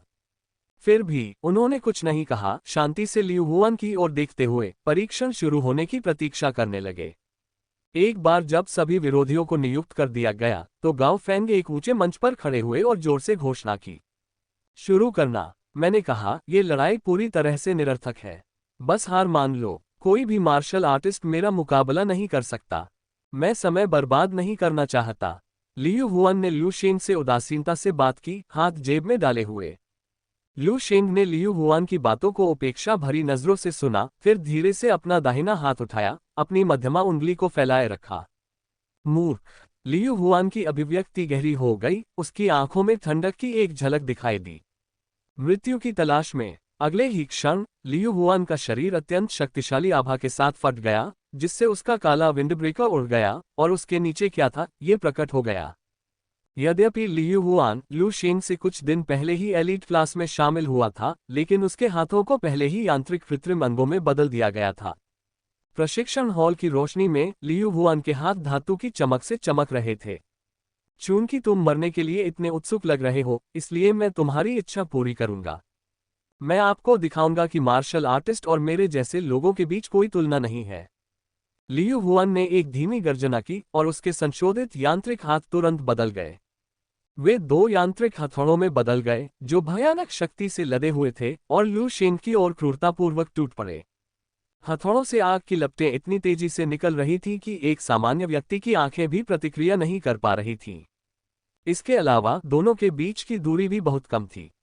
आमतौर पर एक मार्शल आर्टिस्ट इतने तेज हमलों का जवाब नहीं दे सकता, लेकिन जैसे ही यांत्रिक हथौड़ों ने अपना प्रक्षेप पथ निर्धारित किया, लू शेंग को अचानक एक अंतर्दृष्टि प्राप्त हुई, जैसे कि उसने पहले से ही उनके अंतिम प्रभाव बिंदु को निर्धारित कर लिया था। बिना किसी हिचकिचाहट के लू शेंग ने अपने मन में उत्तर का अनुसरण किया और तुरंत ही उसे किनारे कर दिया। उसने वास्तव में हथौड़ों के हमले को चकमा दे दिया। तुमने सचमुच मेरे हमले को चकमा दिया। लियू हुआन को कुछ आश्चर्य हुआ। उसका परिवार अक्सर मार्शल आर्टिस्ट्स को ही अपने साथी के तौर पर रखता था और उनमें से कोई भी इतनी कम दूरी पर उसके हमलों से बच नहीं सकता था। हालांकि आश्चर्य हुआ, लेकिन मार्शल आर्टिस्टों के प्रति उनका तिरस्कार जरा भी कम नहीं हुआ। एक बार तो चकमा दे दिया, लेकिन क्या तुम दूसरी बार भी चकमा दे सकते हो?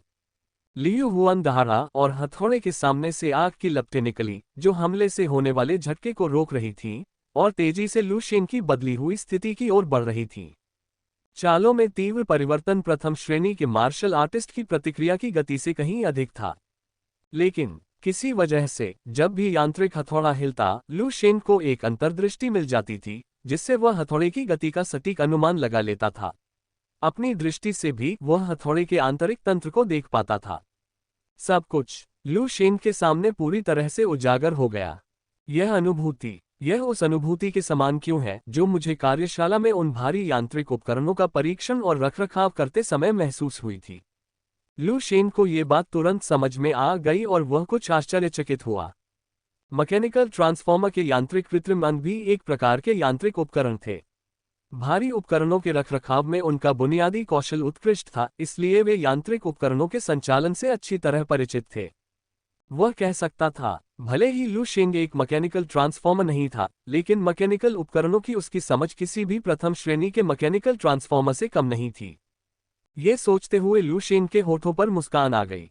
हालांकि यह मैकेनिकल ट्रांसफॉर्मर के साथ मेरा पहला अनुभव है और मैं इससे अपरिचित हूं, फिर भी मुझे मैकेनिकल उपकरणों की असाधारण समझ है। मेरे 2 सप्ताह के कार्यशाला अनुभव, आप इसकी तुलना कैसे कर सकते हैं? लू शेंग ने मन ही मन सोचा, लियू हुआन के घातक हमलों को बार बार चकमा देते हुए। हर बार चकमा बेहद नजदीक लग रहा था, लेकिन सब लू शेंग के नियंत्रण में था। एक मार्शल आर्टिस्ट के रूप में क्या आप केवल चकमा देना जानते हैं? गुस्से से लाल चेहरा लिए लियू हुआन लू शेंग पर चिल्लाया। लू हुआन के बार बार के हमलों को टाले जाने के कारण लियू हुआन के लिए अपना धैर्य बनाए रखना कठिन हो गया, यहाँ तक कि लंबे समय तक हमले के क्रम के कारण उसकी आध्यात्मिक शक्ति भी कम हो गई। लू शेंग को बार बार अपने हमलों से बचते देख लियू हुआन क्रोधित हो गया। हालांकि लियू हुआन की उग्र चीखों का सामना करते हुए लू शेंग ने चिढ़ाते हुए कहा, तुमने अपने हाथों को बदल दिया है ना? मैंने तुम्हें अपना मुंह बदलते नहीं देखा। तुम्हारा मुंह तुम्हारे हाथों से अधिक शक्तिशाली कैसे हो सकता है? लानत है। लू शेंग की बातों से लियू हुआन गुस्से से आग बबूला हो गया। यांत्रिक हथौड़े के पिछले हिस्से से प्रचंड ऊर्जा और गति से लपटें फूट पड़ी और लू शेंग पर एक बार फिर प्रहार करने लगी। मर जाओ, दयनीय मार्शल आर्टिस्ट। लियू हुआन की आंखें रक्त लाल थीं। यांत्रिक युद्ध हथौड़े के पीछे से भयंकर लपटें निकल रही थीं, जो उसके यांत्रिक संचालन को सीमाओं तक धकेल रही थीं। यह लियू हुआन का सबसे शक्तिशाली प्रहार होगा। फिर भी लियू हुआन की पूरी कोशिश के बावजूद लू शेंग की नज़र में उसका हमला अभी भी कमजोर था। उसके पैरों के नीचे ख्यूई रक्त बह रहा था और उसका शरीर बहते पानी की तरह हिल रहा था, एक बार फिर लियू हुआन के घातक प्रहार को चकमा दे रहा था। उस समय लियू हुआन के जोरदार प्रहार ने उसे पीछे धकेलने की कोई ताकत नहीं दी थी। लू शेंग की आंखें केंद्रित थीं, उसका दाहिना हाथ मुट्ठी में भींचा हुआ था और उसके हृदय से क्यूई रक्त तुरंत उसकी दाहिनी मुट्ठी में बह रहा था। 5 तत्व मुट्ठी, हृदय अग्नि की शक्ति। टकराना। लू शेन की दाहिनी मुट्ठी से आग जैसी विस्फोटक शक्ति फूट पड़ी और वह लियू हुआन के चेहरे पर जा लगी। एक धीमी सी धमाके के साथ लियू हुआन का पूरा शरीर हवा में परवलय की तरह घूमता हुआ युद्ध क्षेत्र से बाहर उड़ गया। इस बीच ऊंचे मंच पर गाओ फैन काफी देर से लू शेन को देख रहा था। लू शेन को एक ही मौके में लियू हुआन को गिराते देख उसके चेहरे पर आश्चर्य साफ झलक रहा था। एक प्रथम श्रेणी के मार्शल आर्टिस्ट द्वारा प्रथम श्रेणी के मैकेनिकल ट्रांसफॉर्मर को हराना दुर्लभ तो था, लेकिन अनसुना भी नहीं था। हालांकि लू शेन जैसे किसी व्यक्ति के लिए एलीट क्लास में शामिल होने के तुरंत बाद एक तुलनीय मैकेनिकल ट्रांसफॉर्मर को हराना, ऐसी घटनाएं एलीट क्लास के भीतर भी लगभग न के बराबर थीं। उनका युद्ध अनुभव बहुत समृद्ध है। क्या ये सचमुच उनकी पहली वास्तविक लड़ाई है? गाओ फैन कुछ हद तक आश्चर्यचकित था, क्योंकि लू शेन द्वारा लियू हुआन के हमलों से बचने के दृश्यों ने उस पर गहरी छाप छोड़ी थी। हालांकि ये सोचते ही गाओ फैन के चेहरे पर मुस्कान आ गई। ये व्यर्थ नहीं था कि मैंने अपनी जेब से इस बच्चे के लिए प्रथम श्रेणी की क्यूई ब्लड पिल की एक बोतल खरीदी। वह काफी प्रतिभाशाली है। लेकिन गाओ फैन की मुस्कुराहट ज्यादा देर तक नहीं टिकी। उसके बाद एक धीमी सी आवाज आई, जिसके बाद एक लंबी आह निकली। केवल ये देखने के लिए कि यांग मिंग और म्यूबिन के बीच युद्ध क्षेत्र में यांग मिंग, जो पहले से ही दूसरे स्तर के मार्शल आर्टिस्ट तक पहुंच चुका था, एक बार फिर म्यूबिन की उड़ती तलवार से हार गया। उसकी छाती पर तलवार के भयानक निशान थे। यांग मिंग फिर हार गई। उस समय लू शेंग ने भी उस क्षेत्र की ओर देखा जहां यांग मिंग और म्यूबिन लड़ रहे थे। उसका चेहरा आश्चर्य से भर गया। यांग मिंग की हार के कारण लू शेंग की लड़ाई ने ज्यादा ध्यान आकर्षित नहीं किया। हर कोई यांग मिंग की हार की ओर आकर्षित हुआ। मार्शल आर्टिस्ट और चौथे स्तर के अन्य दो सिस्टम के बीच का अंतर वाकई बहुत ज्यादा है। मेरे लिए भी बिना बेसिक हैवी इक्विपमेंट मेंटेनेंस के मैं लियू हुआन का मुकाबला नहीं कर सकता। ये देखकर लू शेंग अपना सिर हिलाए बिना नहीं रह सका। हालांकि लू शेंग ने खुद को शक्तिहीन महसूस नहीं किया, इसके बजाय वह लड़ने की भावना से भरा हुआ था। यांग मिंग का म्यूबिन से मुकाबला न होने का मतलब यह नहीं है कि वह भविष्य में नहीं होगा। कम से कम मैं पहले से ही उसी स्तर के लियू हुआन को हरा सकता हूं, है ना? और इस वास्तविक मुकाबले ने 5 एलिमेंट्स फिस्ट में मेरी दक्षता को 10 अंक तक बढ़ा दिया। एक बार जब मेरा क्यूई रक्त बढ़ जाता है, मेरी साधना तकनीक और मार्शल कौशल दक्षता अधिकतम हो जाती है और मेरी द्वितीयक पेशे की दक्षता अधिकतम हो जाती है, तो मैं अन्य दो प्रणालियों के ट्रांसेंडेंट के लिए एक मैच नहीं हो सकता। यांग मिंग की हार के कारण एलीट क्लास के मार्शल आर्टिस्ट कैंप के छात्र मुरझाए हुए बैंगन की तरह दिखने लगे और उनमें से प्रत्येक निराश हो गया। न केवल यांग मिंग बल्कि मार्शल आर्टिस्ट कैंप के कई अन्य मजबूत छात्रों को अन्य दो प्रणालियों के छात्रों ने हरा दिया। केवल कुछ ही मार्शल आर्टिस्ट जीते, शायद इसलिए कि अन्य दो प्रणालियों के पारलौकिक लोगों ने आध्यात्मिक शक्ति पर बहुत अच्छी तरह से महारत हासिल नहीं की थी। लेकिन किसी ने इसे गंभीरता से नहीं लिया। लू शेन की स्थिति की बात करें तो स्वाभाविक रूप से इसे नजरअंदाज कर दिया गया। वास्तविक युद्ध परीक्षणों के अंत के साथ मार्शल आर्टिस्ट कैंप के छात्रों को एक बार फिर अन्य दो प्रणालियों के छात्रों द्वारा उपहास किया गया, जिससे गाओ फैन को असहाय महसूस करते हुए बर्खास्तगी की घोषणा करने के लिए मजबूर होना पड़ा। स्कूल के बाद लू शेन सीधे तियान की हैवी इंडस्ट्री की मरम्मत कार्यशाला में चला गया। हालांकि बुनियादी भारी उपकरण रखरखाव में उसकी दक्षता चरम पर थी, फिर भी वह पैसा कमाने का मौका नहीं छोड़ना चाहता था। ली मो पास ही कुर्सी पर लेटा लू शेन को ध्यान से काम करते देख रहा था। कुछ देर सोचने के बाद वह उठा और अपने दफ्तर में गया, ऊंची शेल्फ से तेल से सनी एक किताब उठाए और लू शेन को थमा दी। इस पुस्तक में मैकेनिकल प्रोस्थेटिक्स पर बुनियादी जानकारी है। आप अपने खाली समय में इसका अध्ययन करना चाहेंगे। आप में यांत्रिक मरम्मत का हुनर है। हो सके तो भविष्य में यह आपका दूसरा पेशा बन सकता है।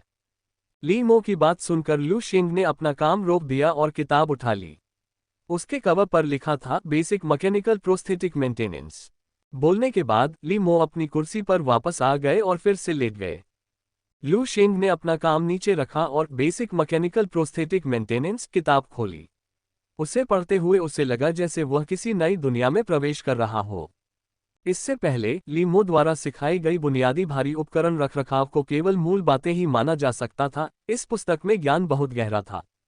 लू शेंग जितना अधिक पढ़ता गया, उतना ही अधिक उसमें तल्लीन होता गया तथा समय का ध्यान ही नहीं रहा। जब लू शेंग ने पूरी किताब पढ़ ली तो एक वाक्य उसकी आंखों के सामने उभर आया। डिंग, basic heavy equipment maintenance LV5 को basic mechanical prosthetic maintenance LV3 में अपग्रेड कर दिया गया है। हम लू शेंग पहले तो दंग रह गया, लेकिन उसने तुरंत सिस्टम पैनल खोल दिया। नाम लू शेंग, पेशा मार्शल आर्टिस्ट, क्षेत्र QE रक्त क्षेत्र 38/100, दीर्घायु आसान 5710 रोट्स LV2, 5 तत्व मुट्ठी 4510 रोट्स LV1, बेसिक मैकेनिकल प्रोस्थेटिक रखरखाव 110 रोट्स LV3। कौशल स्तर ऊपर, यांत्रिक उपकरण से यांत्रिक कृत्रिम अंग तक। लू शेंग कुछ हैरान हुआ, साथ ही ढेर सारी यादें, जैसे जब उसने पहली बार यांत्रिक मरम्मत सीखना शुरू किया था, उसके दिमाग में कौंध गईं, मानो उसने बरसों तक यांत्रिक कृत्रिम अंग का अध्ययन किया हो। लू शेंग चुपचाप अपने मन में यादों को समेट रहा था। जब उसने फिर आंखें खोली तो उनमें से एक चमकती हुई रोशनी फूट पड़ी। कौशल उन्नयन के बाद यांत्रिकी में मेरी दक्षता बढ़ गई है और मैंने अधिक विशिष्ट यांत्रिक ज्ञान में महारत हासिल कर ली है। इसके बाद मुझे बस और अधिक यांत्रिक उपकरणों और कृत्रिम अंगों के काम में संलग्न होना होगा और मैं इस कौशल को अधिकतम कर सकता हूं। तब तक इस कौशल के साथ मैं यांत्रिक ट्रांसफॉर्मरों का सामना करने में अधिक कुशल हो जाऊंगा। लू शेंग बहुत उत्साहित था। वह ये नौकरी छोड़ना नहीं चाहता था, भले ही भविष्य में वह मैकेनिकल ट्रांसफॉर्मर न बन पाए। वह इस नौकरी को अपने दूसरे पेशे के तौर पर इस्तेमाल कर सकता था और मार्शल आर्ट में अपना रास्ता बनाने के लिए और ज्यादा साधना संसाधन अर्जित कर सकता था। इसके अलावा भले ही वह मैकेनिकल ट्रांसफॉर्मर न बने, मार्शल आर्टिस्ट बाह्य कृत्रिम अंगों या इलेक्ट्रोमैग्नेटिक पावर तलवार जैसे हथियारों के माध्यम से अपनी लड़ाकू शक्ति बढ़ा सकते हैं। म्यू बिन द्वारा नियंत्रित 3 उड़ने वाली तलवारों की तरह, जिनमें गुरुत्वाकर्षण क्षेत्र वाली तलवार भी शामिल है, वे सभी यांत्रिक रूप से रूपांतरित उत्पादों की श्रेणी में आते हैं। बेशक सबसे महत्वपूर्ण बात पैसा कमाना है। लू शेंग प्रसन्नता से मुस्कुराया। कौशल परिवर्तन के बाद लू शेंग ने अथक परिश्रम जारी रखा। उनकी कार्यकुशलता उस समय की तुलना में भी अधिक थी जब उन्होंने बेसिक हैवी इक्विपमेंट मेंटेनेंस में अधिकतम कार्य किया था। जल्द ही उन्होंने भारी यांत्रिक उपकरण के एक टुकड़े की सफलतापूर्वक मरम्मत कर ली। पास की कुर्सी पर लेटे लीमो ने अपनी आंखें थोड़ी खोली और लू शेंग की कार्यकुशलता देखी। उसके चेहरे पर मुस्कान आ गई। इस बच्चे में सचमुच यांत्रिकी की प्रतिभा है। मैंने उसके बारे में कोई गलत राय नहीं बनाई है। बोलने के बाद ली मो आराम के लिए अपनी आंखें बंद करने ही वाले थे कि अचानक उन्हें कुछ महसूस हुआ और उन्होंने कार्यशाला के दरवाजे की ओर देखा। एक युवक धीरे धीरे दरवाजे से अंदर आया। उसके शरीर पर जख्मों से भरा हुआ था। उसके पैरों की जगह यांत्रिक पैर लगाए गए थे, जो बहुत ही खराब हालत में थे और जिनके कुछ हिस्सों से धुआं निकल रहा था, मानो वे किसी भी क्षण टूटकर बिखर जाएंगे। दरवाजे पर युवक को देखकर लीमो ने भौहें चढ़ाईं और तेजी से युवक के पास जाकर गंभीरता से बोले, तुम्हारी यह हालत फिर से क्यों है? मैंने अभी हाल ही में इसकी मरम्मत की है, इतनी जल्दी क्यों? ये कहते हुए लीमो को कुछ समझ आया और उसके चेहरे पर अफसोस के भाव उभर आए। उसने सिर हिलाया और कहा, तुम्हें लड़ने के लिए काला बाजार नहीं जाना चाहिए था। तुम्हें पता है कि एक बार अंदर जाने के बाद या तो जिंदा निकलोगे या लाश बन जाओगे। युवक ने लीमो की बातें सुनी और आत्महीनता से हंसते हुए कहा, लेकिन अगर मैं लड़ने के लिए काला बाजार नहीं जाता तो मेरा जीवन वैसा ही रहेगा। अगर मैं मजबूत होना चाहता हूं तो ये रास्ता चुनना ही एकमात्र रास्ता है। युवक की बातें सुनकर लीमो चुप हो गया। लीमो के पास कई अतिरिक्त नौकरियां थीं। तियान की हैवी इंडस्ट्री में एक सेवानिवृत्त तकनीशियन के रूप में वह न केवल भारी मशीनरी की मरम्मत करते थे, बल्कि अक्सर यांत्रिक कृत्रिम अंगों की मरम्मत के लिए निजी ऑर्डर भी लेते थे। उसके सामने खड़ा युवक लीमो का नियमित ग्राहक था। मुझे ये करना चाहिए। उस युवक का नाम तांग शुन था और वह एक समय में दूसरी पीढ़ी का धनी व्यक्ति माना जाता था तथा काफी संपन्न परिवार से था। लेकिन बाद में परिवार ने मना कर दिया, जिसके कारण तांग शुन, जो यांत्रिक संशोधनों के मार्ग पर चल पड़ा था, को पर्याप्त वित्तीय सहायता खोनी पड़ी और वह स्थिर हो गया। हालांकि तांग शुन एक बेहद जिद्दी व्यक्ति था। वह अपनी ताकत को पहले स्तर पर स्थिर नहीं होने दे सकता था, इसलिए उसने ब्लैक मार्केट बॉक्सिंग का रुख किया। वह अपनी क्षमताओं को बढ़ाने के लिए आय के इस स्रोत पर निर्भर रहने की आशा रखते थे। लेकिन ठीक इसी वजह से तांग शुन का संशोधित यांत्रिक पैर अक्सर क्षतिग्रस्त हो जाता था। समय के साथ वह लीमो का नियमित ग्राहक बन गया। तांग शुन के यांत्रिक पैर को देखते हुए लीमो ने एक सिगरेट सुलगाए और चुपचाप एक के बाद एक कश लिया। ये कैसा दिख रहा है, क्या इसकी मरम्मत अभी भी हो सकती है? तांग शुन ने भी अपने शरीर में दर्द को सहन करते हुए एक सिगरेट सुलगाए और ली मो की ओर देखा। ली मो बहुत देर तक चुप रहे और फिर बोले, मैं बूढ़ा हो रहा हूं। मेरा क्यूई रक्त कम होने लगा है। मैंने तुम्हें पिछली बार कहा था कि मैं आखिरी बार तुम्हारी मरम्मत करूंगा, लेकिन तुमने मेरी बात को गंभीरता से नहीं लिया। यांत्रिक कृत्रिम अंगों की मरम्मत करना कोई आसान काम नहीं है। भारी मशीनरी की तुलना में उनके छोटे आकार से भ्रमित न हो। इस्तेमाल की गई विभिन्न सामग्रियों के कारण उनका वजन एक ही आयतन में अलग अलग होता है। इसके अलावा यांत्रिक कृत्रिम अंगों के पुर्जे बेहद नाजुक होते हैं, जिससे उनकी मरम्मत मानसिक रूप से बहुत थका देने वाली हो जाती है। ली मो उम्रदराज होने के कारण अब ऐसे कामों में समय लगाने की ऊर्जा नहीं बचा पाते थे। तांग शुन ने अपनी भौहें थोड़ी सिकोड़ी और ली मो की ओर देखा। उसकी आंखों में विनती का भाव था। अंकल ली, मैं सचमुच आपसे विनती कर रहा हूं। मैंने पहले ही काले बाजार में लगातार 9 जीत हासिल कर ली है। मैं लगातार 10 जीत हासिल करने वाला हूं। ये वास्तव में आखिरी बार है। एक बार जब मैं लगातार 10 जीत हासिल कर लूंगा तो ब्लैक मार्केट से मिलने वाली इनामी राशि मेरी क्षमताओं को दूसरे स्तर तक बढ़ाने के लिए पर्याप्त होगी। उसके बाद मुझे ऐसी जगहों पर दोबारा नहीं जाना पड़ेगा। बस एक आखिरी बार मेरी मदद कर दो। इसके बाद मैं तुम्हें कभी परेशान नहीं करूंगा। तांग शुन के शब्दों से ली मो थोड़ा परेशान दिखे, लेकिन वह तुरंत सहमत नहीं हुए। मुझे इसे आजमाने की अनुमति क्यों नहीं दी जाएगी? जैसे ही दोनों सिगरेट पीते हुए चुप हुए, उनके बगल से एक आवाज सुनाई दी। ली मो ने देखा कि लू शेंग शर्मीली मुस्कान के साथ उसके पीछे खड़ा था। आप? तांग शुन ने लू शेंग की ओर देखा, उसके चेहरे पर अधीरता के भाव थे। एक साधारण प्रशिक्षु यहाँ क्या परेशानी खड़ी कर रहा है? क्या तुम नहीं देख सकते कि मैं तुम्हारे गुरु से बात कर रहा हूँ? जाहिर है, तांग शुन ने लू शेंग को अपनी कार्यशाला में प्रशिक्षु के रूप में रखा था। तांग शुन के अनुसार उस कार्यशाला का कोई भी प्रशिक्षु ली मो के कौशल के 10वें हिस्से के बराबर भी नहीं हो सकता था। इसलिए स्वाभाविक रूप से उन्होंने मान लिया कि लू शेंग केवल परेशानी पैदा कर रहा था। लू शेंग ने तांग शुन की बात का कोई जवाब नहीं दिया। उसने बस ली मो को दृढ़ निश्चय भरी आंखों से देखा। उसने हाल ही में अपने कौशल को बेसिक मैकेनिकल प्रोस्थेटिक मेंटेनेंस में बदला था। अगर वह खुद इसे आजमा सके तो उसकी दक्षता में काफी इजाफा हो सकता है। ली मो एक क्षण के लिए चुप रहे, अपनी सिगरेट खत्म की और हताशा के साथ उसे बुझा दिया। फिर बोले, तुमने किताबों से कितना कुछ सीखा है? लू शेंग ने शर्मीली मुस्कान दी, लगभग अधिकांश। इस बार शायद इसलिए क्योंकि उसने लू शेंग की भयानक प्रतिभा देखी थी, लेकिन ली मो को उस पर शक नहीं हुआ, बल्कि उसने अपना मन बना लिया। ऐसी स्थिति में आप आगे बढ़ें और इसे आजमाएं। मैं आपकी सहायता करूंगा। इतना कहकर ली मो ने तांग शुन की ओर देखा और गहरी आवाज में कहा, मैं इस बार इसे ठीक करने में मदद कर सकता हूं, लेकिन काम तो उसे ही करना है। मैं बस बगल से मार्गदर्शन करूंगा।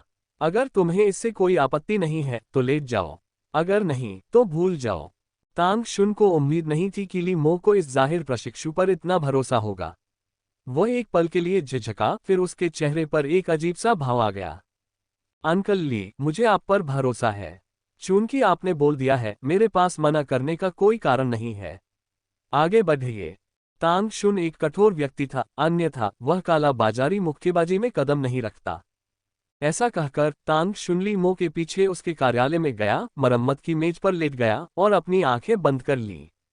उसके पीछे लू शेंग ने तांग शुन के बुरी तरह क्षतिग्रस्त यांत्रिक पैरों को देखा। उसकी आंखें एक शिकारी की तरह चमक उठी जो दुर्लभ शिकार को देख रहा था। यह एक दुर्लभ प्रशिक्षण अवसर है। लू शेंग ने अपने हाथों को आपस में रगड़ा, उसका दिल उत्साहित था। शुरू करो। पहले तुम ऑपरेशन करो और मैं बगल से देखूंगा। अगर तुम कोई गलती करोगे तो मैं बता दूंगा। ली मो ने लू शेंग से कहा। ठीक है। लू शेंग मरम्मत की मेज पर गया, एक सुविधाजनक आवर्धक कांच पहना और यांत्रिक पैरों के क्षतिग्रस्त हिस्सों का ध्यानपूर्वक निरीक्षण करना शुरू कर दिया। यांत्रिक कृत्रिम अंग अपनी सटीकता के लिए प्रसिद्ध हैं और उन उच्च परिशुद्धता वाले भागों की मरम्मत के लिए पर्याप्त मानसिक ध्यान की आवश्यकता होती है। यही कारण है कि ली मो अनिच्छुक थे। वह बूढ़ा हो रहा था, अब उसमें उतनी ऊर्जा नहीं बची थी।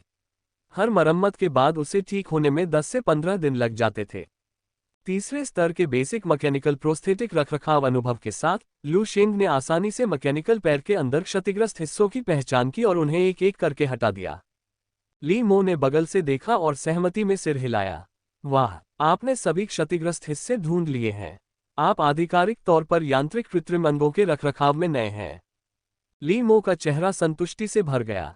अति आत्मविश्वास से बचते हुए लू शेंग ने सावधानीपूर्वक क्षतिग्रस्त भागों को बाहर निकाला, उन्हें मेज पर रखा और उपलब्ध उपकरणों से मरम्मत शुरू कर दी। टैपिंग, ड्रिलिंग, होनिंग प्रत्येक प्रक्रिया क्रम में की जाती है। इस प्रक्रिया के दौरान लू शेंग ने कई गलतियां की, लेकिन ली मो ने समय रहते उन्हें पकड़ लिया, जिससे कोई भी अपूरणीय क्षति होने से बच गई। 3 घंटे जल्दी ही बीत गए। पसीने से लथपथ लू शेंग ने मरम्मत किए गए पुर्जों को यांत्रिक पैरों में फिर से जोड़ दिया। समाप्त करने के बाद लू शेंग ने अपने माथे से पसीना पोंछा और मरम्मत की मेज पर लेटे हुए तांगशुन को संबोधित किया। उठो और कोशिश करो, देखो कोई असुविधा तो नहीं होती। तांगशुन ने आंखें खोली और लू शेंग पर आश्चर्य से नजर डाली। उन 3 घंटों में उसे नींद नहीं आई थी। आखिरकार एक प्रशिक्षु को अपने ऊपर काम करने देने के बाद वह भी पूरी तरह से निश्चिंत नहीं हो पा रहा था। लेकिन ली मो की लगातार संतुष्टि भरी अभिव्यक्तियां सुनकर तांगशुन को एहसास हुआ कि उसने इस आदमी को कमाका होगा। बिना किसी हिचकिचाहट के तांगशुन उठा, इधर उधर घूमा और यांत्रिक पैरों की ताकत और गति का परीक्षण किया। संतुष्ट होकर उसने लू शेंग और ली मो की ओर मुस्कुराकर देखा। बुरा नहीं, बुरा नहीं, वे पूरी तरह से ठीक हो गए हैं। अंकल ली, आपका आखिरी शिष्य बहुत बड़ा है, संभवतः भविष्य में आपकी विरासत को विरासत में ले सकता है। जाहिर है, इस मरम्मत के बाद तांगशुन ने लू शेंग को ली मो का आखिरी शिष्य मान लिया था। ली मो की